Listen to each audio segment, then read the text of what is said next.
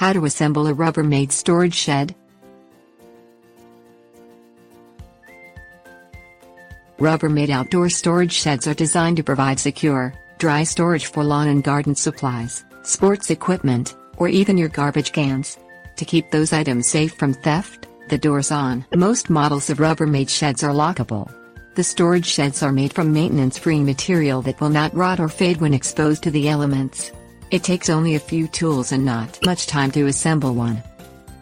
Select a spot on your lawn to place your shed.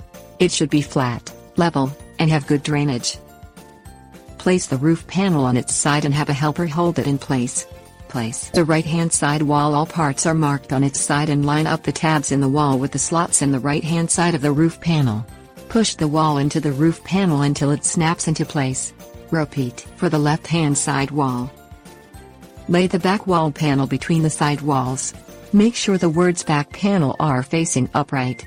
Push the tabs in the back wall panel into the slots in the roof panel until it snaps into place.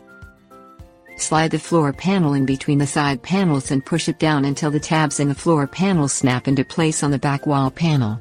Make sure the word floor on the floor panel is facing upward toward the roof panel. Use a rubber hammer and lightly tap the floor panel until it snaps into place if necessary. Stand the shed assembly in an upright position in your desired location, with help from an assistant.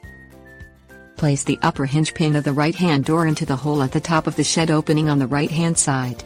Swing the bottom of the door into place and allow the lower hinge pin to drop into the bottom hole of the opening. Repeat for the left-hand door. Tips: warnings.